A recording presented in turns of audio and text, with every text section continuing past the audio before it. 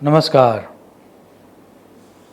भारतवर्ष में नव वर्ष की शुरुआत अलग अलग प्रांतों में अलग अलग समय पर होती है और उसका मुख्य कारण ये है कि हम समय को चक्रवत समझते हैं, समय चक्र कहते हैं हम। और जैसा कि हमको पता है कि चक्र में स्टार्टिंग पॉइंट कहाँ पर हो वह तय करना मुश्किल मामला है। तो कुछ लोग मानते हैं कि जो समय का चक्र है उसका जो स्टार्टिंग पॉइंट है वह चैत्र शुक्ल प्रतिपदा है, तो वो संवत्सर या संवत का स्टार्टिंग पॉइंट वो मानते हैं। और कुछ लोग ये मानते हैं कि संवत्सर का जो स्टार्टिंग पॉइंट है विक्रम संवत का वह है दिवाली के बाद का दिन, दैट मीन्स कार्तिक शुक्ल प्रतिपदा। और उसके आधार पर विक्रम संवत अलग अलग प्रांतों में अलग अलग समय पर मनाया जाता है, लेकिन इन सब के पीछे जो सिद्धांत है वो सिद्धांत सेम है कि सूर्य की 12 संक्रांतियाँ होती है और उसके आधार पर हिंदू मान्यता के अनुसार 12 मास होते हैं। और जब एक पूरा चक्र समाप्त होता है 12 राशियों का, वह जो समय काल है उसको एक वर्ष माना जाता है। और उसका जो सिद्धांत है वो आता है ऋग्वेद में से। ऋग्वेद में एक श्लोक है, या ये कह दो ऋग्वेद में एक ऋचा है, द्वादशारन नहीं तज्जराय ववर्त्री चक्रम परिध्रामुत्रस्य। अब ज़्यादातर प्रांतों में भारतवर्ष के ये माना जाता है कि चैत्र मास के प्रारंभ से संवत का प्रारंभ होता है, लेकिन गुजरात, मध्य प्रदेश एवं राजस्थान के कुछ भागों में ये माना जाता है कि दिवाली के बाद जो दिन आता है वह नया विक्रम संवत स्टार्ट होने का दिन है। और इन दोनों में या इसके अलावा भी जो अलग अलग मान्यता है डिफरेंट प्रदेशों में, उसमें से कौन सी सही है या कौन सी गलत है वह निर्णय हम एक्सपर्ट के ऊपर छोड़ देते हैं। लेकिन जो दिवाली के बाद नया विक्रम संवत स्टार्ट हो रहा है वह 2079 देश, दुनिया और हम सबको क्या परिणाम देगा उसके बारे में आज बात करेंगे।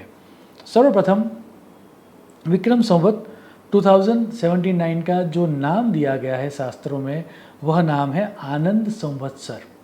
और इस आनंद संवत्सर की जो गणना है उसका कैलकुलेशन शास्त्रों में विशदता से दिया गया है, उसके अंदर हम नहीं जाएंगे। लेकिन यह आनंद नामक विक्रम संवत पूरे विश्व को क्या परिणाम देगा उसके बारे में ज्योतिर्निबंध में यह श्लोक दिया गया है। आनंद वत्सरे सर्वजंतवः पशवः सदा आनंदयन्ति च अन्योन्यम अन्यथा तु क्वचित क्वचित। अगर श्लोक को डिकोड करके समझे तो ये समझ में आता है कि ये आनंद संवत उसके नाम के अनुसार ही आम तौर पर सबको सुख और शांति देगा, लेकिन कहीं कहीं पर वह आनंद की जगह पर पीड़ा और भय भी देगा।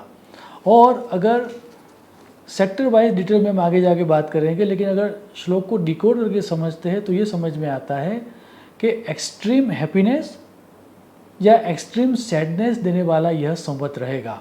अब आपके लिए वह संवत या उस संवत का कौन कौन सा टाइम एक्सट्रीम हैप्पीनेस देने वाला होगा या एक्सट्रीम सैडनेस देने वाला होगा, उसका अभ्यास अगर आपको करना हो या उसका जो आधार है वह आधार व्यक्ति की अपनी खुद की कुंडली होती है।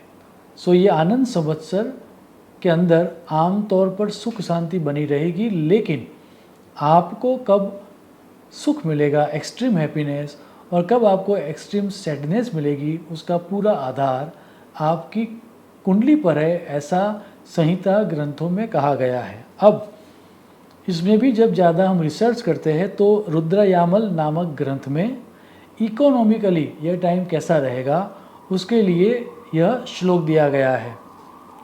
जायन्ते सर्व सस्यानि धान्यानां च समर्धता ध्रुत तैलम महर्दम स्याद आनंदे नंदिता प्रजाः।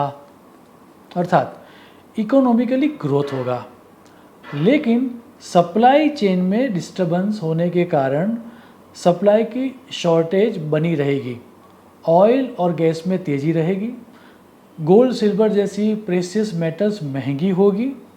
इतना ही नहीं, इन्फ्लेशन भले ही बढ़ता रहे, लेकिन सरप्राइजिंगली जो वर्ल्ड वाइड जो गवर्नमेंट्स है, सभी गवर्नमेंट आम जनता को खुश करने में समर्थ रहेगी।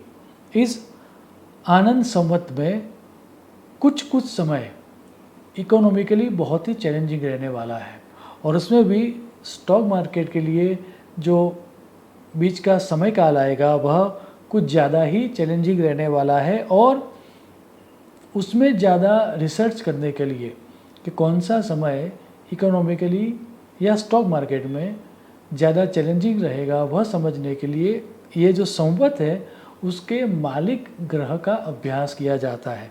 और ये जो आनंद संवत है उसका जो मालिक ग्रह है उसको संहिता ग्रहों के कैलकुलेशन के आधार पर गुरु ग्रह को माना गया है। और जब ये संवत स्टार्ट हो रहा है तब उसका स्वामी ग्रह गुरु अपनी स्वगृही राशि में अर्थात मीन राशि में रेट्रोग्रेड या वक्री होकर चल रहा है। ये जो समय है उस समय के लिए नारद मुनि ने यह श्लोक दिया है। ध्यानार्द्र वृष्टि संपूर्णाः क्वचित रोगः क्वचित भयम न्याय मार्गरता भूपाः सर्वे मीन स्थिते गुरौ। अर्थात ओवरऑल बारिश अच्छी होने के कारण एग्रीकल्चर बेनिफिट बना रहेगा, फूड आइटम सस्ती होगी कुछ प्रदेशों में। उसका अर्थ ये हुआ कि ये आनंद संवत में कुछ देशों में इन्फ्लेशन कम होगा। नेता लोग जो है या जो रूलिंग पार्टीज है वह न्याय का सहारा लेकर, दैट मीन्स किसी लॉ का सहारा लेकर आम जनता को दंड देने का काम करेंगे, और उसके कारण कुछ जगहों पर सिविल वॉर जैसा या फिर पब्लिक प्रोटेस्ट होना स्वाभाविक रहेगा। एक तरह का भय का वातावरण थ्रू आउट दिस संवत रहेगा। उसमें भी इंटरनेशनल वाटर बॉर्डर के ऊपर एक तरह के युद्ध की आशंका पूरे संवत के दौरान बनी रहेगी। इतना ही नहीं, वाटर बॉर्न डिसीज होने से कई प्राणियों के या फिर कई जीव का मृत्यु होगा, ये भी शास्त्रों में स्पष्ट कहा गया है। ओवरऑल ये जो समय चलने वाला है वह सुख और शांति देने वाला रहेगा, लेकिन उसमें भी एक ऐसी टाइम लाइन है जब पूरे विश्व के अंदर एक तरह की चैलेंज बनी रहेगी। और उस टाइम लाइन के बारे में दर्शाते हुए संहिता ग्रंथों में ये कहा गया है कि जब गुरु मीन राशि में है और उसके ऊपर शनि की दृष्टि है, वह समय अर्थात दिवाली से लेकर 17 जनवरी 2023 तक का जो समय है वह इकोनॉमिकली या फिर युद्ध की आशंका के लिए ज़्यादा नेगेटिव है। और उस तरह के समय के लिए जातक शार्दीप में यह श्लोक दिया गया है। सौख्यष्ट भोग रहितो मलिनो अति भीरुः दिनश्चमून नगरधिकृत आर की दृष्टे।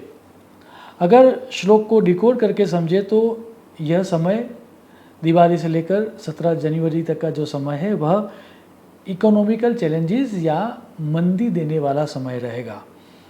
जो इंडस्ट्रीज गैम्बलिंग बेस्ड है या जिन व्यक्तियों का एटीट्यूड गैम्बलिंग का है उन लोगों को भारी नुकसान होगा। लोगों की टेंडेंसीज खराब होने का कारण वॉर या सिविल वॉर जैसी परिस्थितियों का निर्माण होगा। पूर्व के देशों में, अगर पूरे विश्व का अगर हम मैप देखें तो पूर्व के देशों में, और उसमें भी खास करके रशिया, चीन, जापान, भारत इत्यादि देशों में सत्ता परिवर्तन हो, इमरजेंसी हो या एक तरह का राष्ट्रपति शासन हो, उस तरह का ग्रहयोग निर्माण हो रहा है। मिलिट्री राज बहुत सारे देशों में आएगा इस संवत के दौरान, वह दिख रहा है। ओवरऑल यह संवत पूरे विश्व के लिए भले ही सुखप्रद हो, लेकिन ये आनंद संवत आपके देश के लिए कैसा रहेगा, अगर वो आपको देखना हो तो संवत प्रवेश की देश की कुंडली निकाली जाती है। मैं यहाँ पर सिर्फ भारत देश की बात करूँगा। अगर आपको अपने देश के बारे में समझना हो तो जब ये संवत चेंज हो रहा है उस समय किस तरह की कुंडली बन रही है उसका अभ्यास आपको करना चाहिए। मैं यहाँ पर भारत देश की बात कर रहा हूँ। तो जब हम संवत प्रवेश की भारत देश की कुंडली देखते हैं तो वहाँ पर मीन लग्न आ रहा है। मीन लग्न का स्वामी गुरु लग्न में ही है एवं उसको स्वगृही बुध एवं स्वगृही शनि देख रहे हैं। अब इस तरह के समय के लिए संहिता विचार एवं गौतम मुनि ने यह श्लोक दिया है। आप श्लोक देखें। दक्षिणे विग्रहश्चैव मध्य देशे महासुखम मीन लग्ने दक्षिणस्याम सुखी लोको अन्न संग्रह मध्य प्रदेशे धान्याश्च छत्रभंगः क्वचित भवेत् एवं द्वादशधा लग्नम ज्ञेयम वत्सर जन्मनि। अगर हम श्लोक को डिकोड करके समझे तो ये लग रहा है कि भारत में 2022 की दिवाली से लेकर 2023 की दिवाली का जो टाइम रहेगा वो संवत के दौरान सबसे ज़्यादा जो चैलेंजिंग टाइम रहने वाला है वह 2022 की दिवाली से लेकर फरवरी तक का समय सबसे ज़्यादा डिफ़िकल्ट रहेगा। इकोनॉमिकली बहुत सारी चैलेंजेस हमको आएगी और एक तरह की इकोनॉमी पूरी की पूरी इकोनॉमी डामाडोल रहेगी। फूड की शॉर्टेज होगी और कुछ प्रदेशों में अनएक्सपेक्टेड पॉलिटिकल सत्ता परिवर्तन होगा। मार्च 2023 से ऑनवर्ड का जो समय रहेगा वह भारत देश के लिए एवरेज टू गुड रहेगा। उसमें भी श्लोक में जो स्पष्ट लिखा गया है उसके आधार पर दक्षिण भारत के और उसमें भी आंध्र प्रदेश, कर्नाटक, केरल, तमिलनाडु एवं तेलंगाना में सत्ता परिवर्तन होने की प्रबल संभावना है। अब संवत प्रवेश की जो कुंडली बन रही है भारत देश की उसमें 4 ग्रह स्वगृही हो रहे हैं एवं अन्य ग्रहों की जिस तरह की परिस्थितियां है एक बात तय हो गई और वो ये है कि रूलिंग पार्टीज दैट मीन्स हमारे देश में भाजपा के लिए यह समय विकास का समय रहेगा। जहाँ पर भाजपा की सरकार नहीं है वहाँ पर भी उनकी जीत हो वैसे ग्रह योग का निर्माण हो रहा है और उसके लिए बृहद ज्योतिष सार में यह सूत्र दिया गया है, राजानः सुखिनः।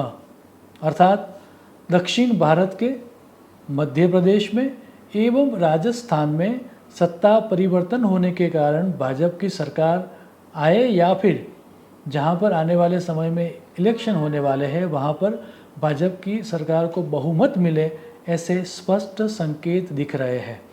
याद रहे, अगर सर्वप्रथम पूरे विश्व के बारे में बात करने के बाद, हमारे भारत देश के बारे में बात करने के बाद, अब हम आखिर में बात करेंगे कि हम सब के लिए ये समय कैसे रहने वाला है। और उसके लिए रुद्रयामल में एक सूत्र दिया गया है। वह सूत्र ये कहता है, आनंदे नंदिताः प्रजाः। अर्थात ओवरऑल यह समय आनंद या सुख देने वाला रहेगा। लेकिन श्लोक के ऊपर जो टीका लिखी गई है उन सब में ये कहा गया है कि यह समय ज़्यादा खर्च करने का नहीं है। सो जो लोग सेविंग्स ज़्यादा करेंगे, स्टॉक मार्केट या फिर स्पेकुलेटिव स्क्रिप्ट से दूर रहेंगे और अपनी लिमिट में रहकर काम करेंगे, उन सबको ये समय राजयोग जैसा फल देगा।